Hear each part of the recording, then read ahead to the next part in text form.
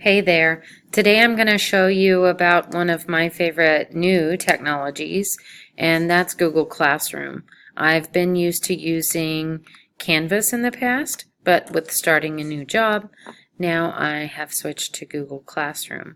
So first things first, you would need to set up a Google account. I have several, so you'll see that here in a little bit when I pull up a new web browser.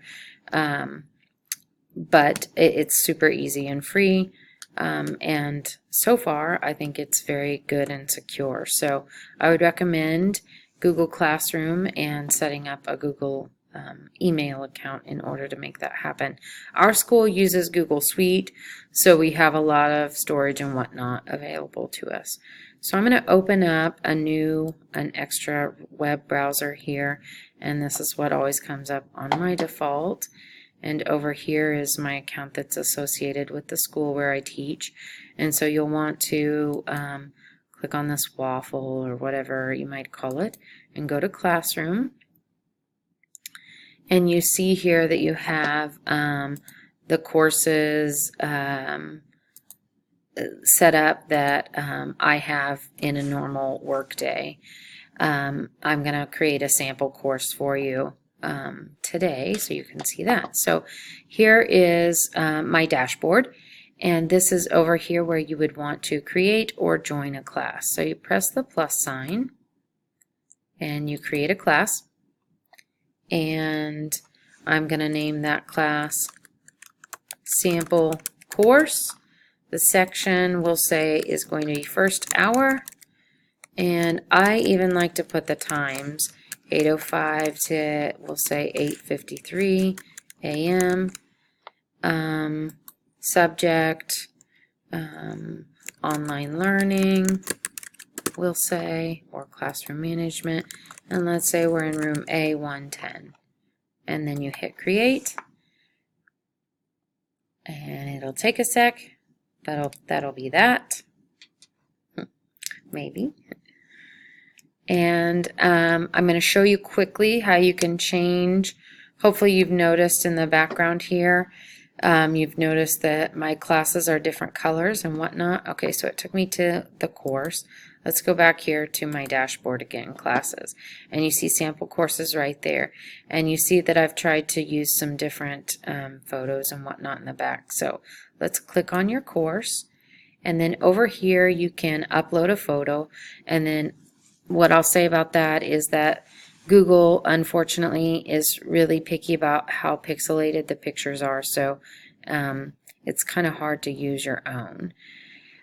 But you can select a theme and go to different types of themes and do, that stretch cover that will change back there. So that's that on jazzing it up a little bit or making it look like your own. So let's go back to courses, and you'll see here it'll show you how many students are enrolled in each of the classes and that kind of thing. So adding students, we'll do that. By default, whenever you click on a course's title and it goes to the stream of your class, and that's where you're going to put in announcements and things like that. So I'll show you that really quickly, and then we'll add some students, or pretend to.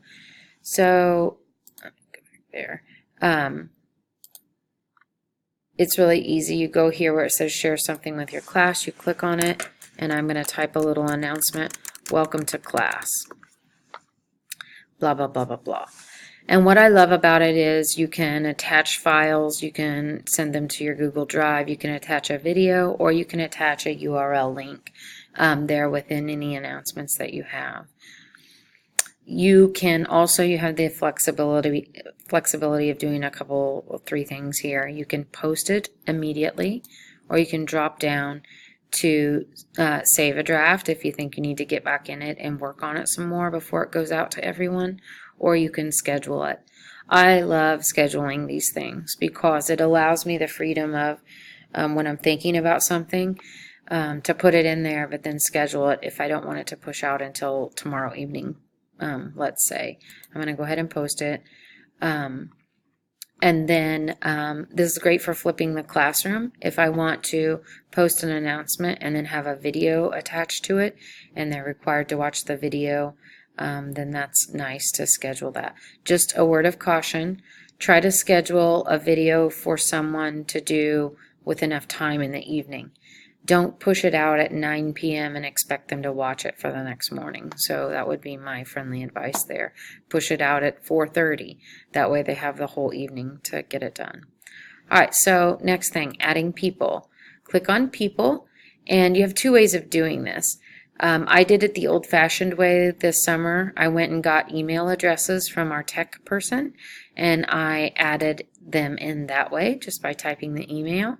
And then that would send them a personal email invite, and they could correspond, or they could confirm that way. Or you can give students a class code and have them get into your class that way. So that is that. Let's go back to Stream. Your class course code is also here. So you can hit display, and then that goes up like that. So if you want to wait until the first day of class and have people with laptops, then they have that available to them. So let's pretend I have my students in. Now we need to give them some things besides that announcement. So let's go to classwork, and then you can create different things. I'm very organized, so I like to create topics first, and then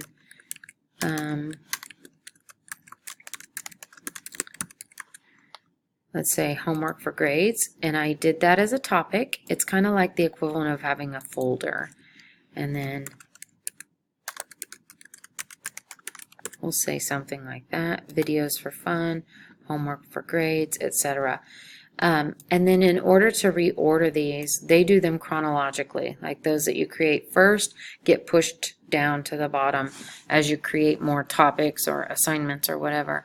And if I want them to see their homework first, then I push that to the top. Next thing I want to do is assign something. You can assign quizzes that you make. You can assign a question, like I did some essential questions.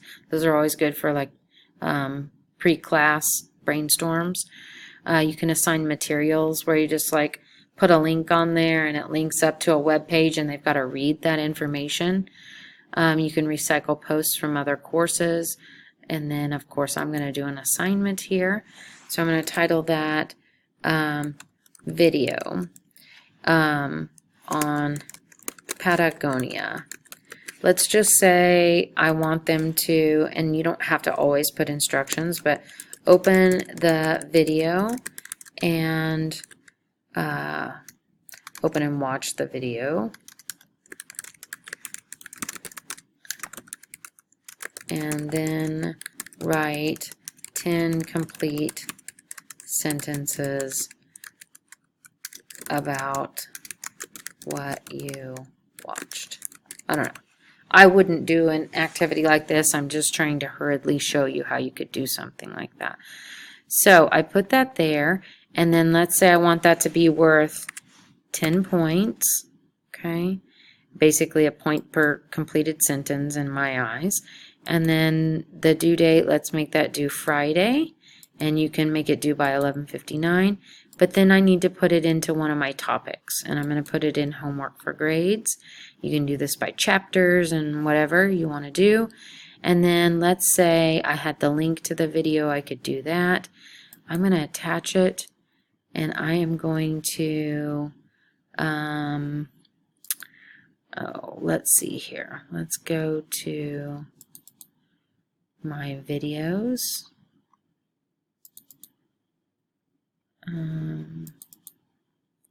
I have lots of folders, but it helps me not go crazy. So that's the video right there I want to add. So it's going to save that. And then I can again choose one of three things. I can go ahead and assign it. I can, let me put myself up here. I can save it, or I can schedule it. And let's say I want it to go out tomorrow morning. Let's schedule it. And then see how it's kind of grayed out. Once it goes out, then students can see it. what if I want it to show up over in the stream? So I'm going to edit, and I'm going to change the schedule. Oh, I need to edit that. Pardon me. There we go. I don't want this. I want the schedule to. Oh, there it was. I kept hitting the due date. My bad. So I want to schedule this for tonight, and I want to schedule it for 7:07 p.m. Okay. Schedule. So tonight when it hits 7:07, then you'll be able to see it. Okay, so that's there, and that is within Classroom, and I put it in Homework for Grades. Let's go back to the stream, and it'll show you when you have upcoming things due. Like over here, that will show up, or it should, hopefully. No work due soon is still what it's saying. Let's go to classwork. Video on Patagonia. Is it going to allow me to open it? Yeah. So I don't know why it wasn't showing up on coursework.